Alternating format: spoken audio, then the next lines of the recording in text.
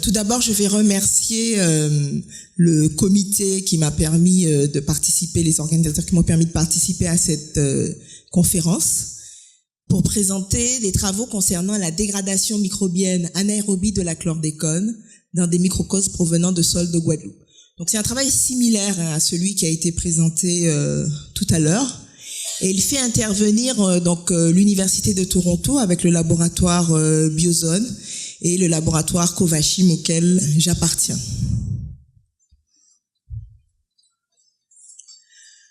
Alors quel était notre objectif? Il s'agissait de déterminer s'il était possible de dégrader la chlordécone dans des microcosmes réalisés à partir de sols pollués par la chlordécone. Et donc nous avons démarré ce travail il y a pratiquement 8 ans en utilisant des microcosmes qui ont été préparés à partir de décembre 2010. Il a fallu développer une méthode analytique et ensuite nous avons mis au point des méthodes permettant dans les microcosmes d'analyser les hydrochlordécones, les chloroindènes et les chloroindènes carboxylés. Et nous avons comparé ce que nous avons obtenu dans les microcosmes à des analyses d'échantillons de sol prélevés récemment, donc en juin 2018, dans des zones polluées anaérobies. Alors tout d'abord, les microcosmes sont préparés en utilisant un échantillon de sol qui est mis dans un milieu qui contient de l'éthanol et de l'acétone comme donneur d'électrons et aussi en présence de chlordécone. Nous avons réalisé des incubations entre 2011 et 2018 et ces échantillons ont été réamendés régulièrement avec de la chlordécone et des composés donneurs et ils ont été échantillonnés. Alors le suivi des microcosmes a été réalisé en utilisant de la chlordécone qui a été injectée régulièrement, donc avec des pas de temps qui sont assez énormes, puisque comme je l'ai dit, on est sur pratiquement 7 ans et demi. Et donc en fait, les pas que vous observez, les pas d'escalier correspondent aux ajouts en rouge de chlordécone. Et aussi en bleu, vous avez les ajouts d'acétone que nous avons réalisés au fur et à mesure. Parallèlement, nous avons aussi mesuré le méthane qui a été produit et des échantillons d'ADN de nos microcosmes ont aussi été prélevés en vert. Alors le suivi de la dégradation est réalisé en utilisant la LCMS. Alors tout d'abord, l'échantillonnage est réalisé en prenant 0,75 millilitres d'échantillon qu'on va mettre qu'on va centrifuger tout d'abord et ensuite mettre dans du méthanol et ensuite on va faire une filtration. Et puis la mesure est ensuite réalisée en LCMS. Donc les spectres de masse que nous obtenons montrent, comme l'a montré précédemment Monsieur Lepallier, que l'on obtient divers métabolites de la chlordécone. En réalité, il y a 3 classes de molécules qui sont obtenues, à savoir des hydrochlordécones, où la structure en cage est maintenue, qui ont perdu des atomes de chlore. On obtient aussi des chloroindènes, où la structure en cage a été ouverte, et ce sont des molécules qui sont peu polaires. Mais on obtient aussi des chloroindènes carboxylés. Alors ici, vous voyez la structure de ces molécules, avec la molécule en cage, ici, le monochlorohydrochlordécone, qui a perdu un atome de chlore, le dihydrochlordécone, ici, qui a perdu 2 atomes de chlore, et les structures en cage ouverte, avec les pentachloroindènes, comme cela a été présenté précédemment, et là, on a perdu 5 atomes de chlore et 6 atomes de chlore. Et dans nos chloroindènes carboxylés, on arrive à des molécules ayant perdu pratiquement 9 atomes de chlore. Alors nous avons pu caractériser ces molécules en utilisant les spectres de masse que vous voyez ici. Donc ici le spectre de masse qui sont présentés, ce sont ceux des polychloroindènes, B1 et B2 que nous avons obtenus. Donc là ici vous avez le spectre de masse de la chlordécone. Donc les spectres de masse des composés en cage hydro, dihydrochlordécone sont très similaires, donc nous ne les avons pas présentés. Et ici, vous avez les spectres de masse des polychloroindènes et les spectres masse des polychloroindènes carboxylés. Donc avec ici, le composé qui a perdu pratiquement 9 chlores en bas.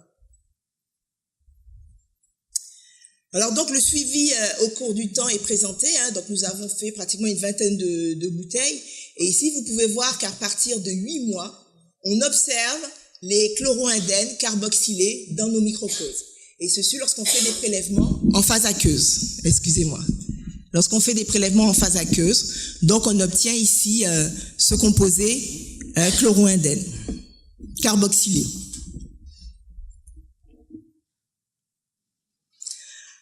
Alors nous avons fait des bilans de matière approchés et avons essayé de mesurer en fait les quantités de chlordécone que l'on retrouve. Alors si on considère nos bouteilles stériles ici, on observe qu'il y a très peu, alors il y a un peu d'hydrochlordécone qui a été formé, mais très peu de produits qui sont formés, donc pas d'hydrochloroindène, de chloroindène. Et ici un peu d'hydrochloroindène. D'hydrochlordécone, chlordécone. Et en fait, on recouvre à peu près les molécules pour à peu près entre 70 et 61%. Lorsqu'on considère donc les quantités retrouvées dans les microcosmes, donc là on a une activité microbiologique, on voit qu'on retrouve à peu près 39% donc de ces molécules. Donc là, on peut penser qu'on a une extraction qui est inférieure à 100%, donc qui est plutôt de l'ordre de 60%, comme on le trouve dans le cadre des composés des bouteilles stériles. Et donc vraisemblablement, on a un mécanisme de sorption qui limite en fait la désorption, en fait, qui empêche que l'on arrive à extraire l'ensemble des molécules. Donc en fait, on peut penser qu'on a à peu près une dégradation, enfin une perte abiotique qui est de l'ordre de 30%, peut-être due à des mécanismes de sorption, d'accord? Donc là, on n'a pas de dégradation, mais par contre, on aurait vraisemblablement en tous les cas dans les microcosmes des produits de dégradation qui seraient de l'ordre de 30%, d'accord? En considérant qu'on a une perte abiotique qui est de l'ordre de 30%. Alors, est-ce que ces composés sont des carboxychloroindènes? La difficulté que nous avons, c'est que nous n'avons pas les standards pour ces molécules, donc nous n'avons pas pu les quantifier. Donc, vraisemblablement, on arrive à une dégradation de la chlordécone dans nos microcosmes.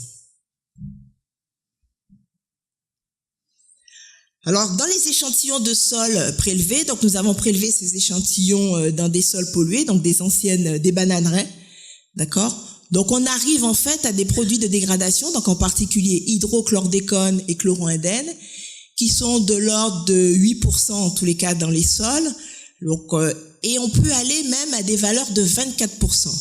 Donc ce qui semble signifier qu'on a bien une dégradation de la chlordécone à l'intérieur des sols en produits chloroindènes et peut-être en produits chloroindènes carboxylés. À la différence près, effectivement, que pour les chloroindènes, nous avions le standard et pour les chloroindènes carboxylés, nous ne les avons pas. Donc, dans les sols pollués, il est possible de trouver des métabolites de la chlordécone. Donc ça, c'est quelque chose qui corrobore et qui va dans le sens de ce qui a été trouvé précédemment.